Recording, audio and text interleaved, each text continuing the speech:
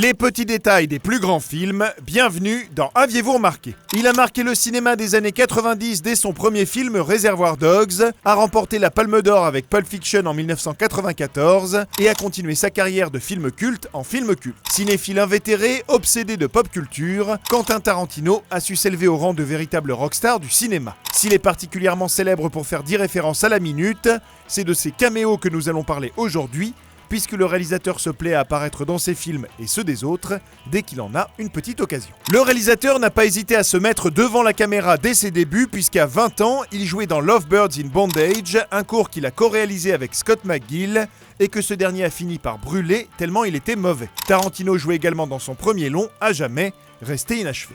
En 1988, Tarantino montrait déjà sa passion pour Elvis en jouant un sosie du King dans la série Les Craquantes.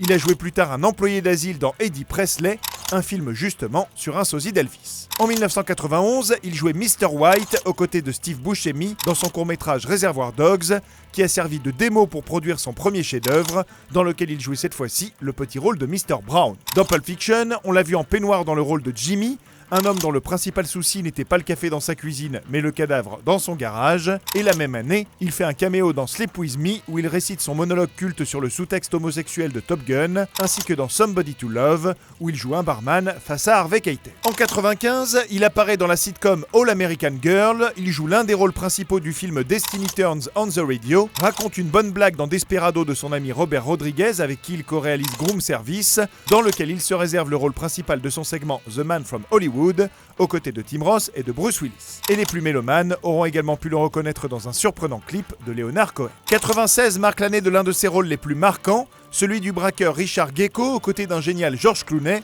dans le cultissime Une nuit en enfer. Tarantino a également interprété un réalisateur dans Girl Six de Spike Lee, bien avant que les deux cinéastes ne soient en froid, après la sortie de Django. Il est aussi apparu dans le jeu vidéo Steven Spielberg's Director's Chair. Enfin, l'année d'après, Tarantino fera un tout petit caméo dans son Jackie Brown, en donnant sa voix au répondeur de Jackie. Au début des années 2000, les fans de J.J. Abrams se souviennent peut-être que QT avait tenu un rôle récurrent dans la série Alias, celui de l'espion renégat McKenna Cole. On l'a vu également dans un petit caméo aux côtés d'Adam Sandler dans Little Nicky. En 2005, il fait deux petits caméos assez inattendus, le premier en jouant le réalisateur dans Le Magicien d'Oz des Puppets, et le second en prêtant sa voix à la série animée des Looney Tunes Duck Dodgers pour Master Moloch, lui-même une parodie de son Pai Mei de Kill Bill Volume 2.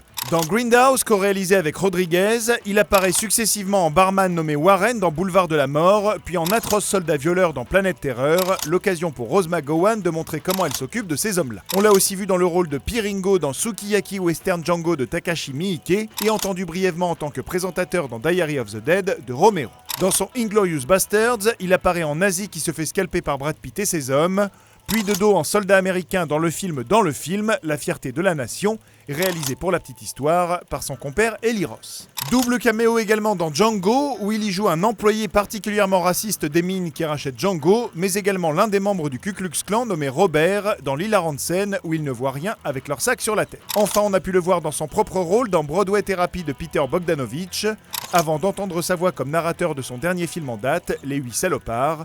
Mais ça, bien sûr, vous l'aviez remarqué ? Non ?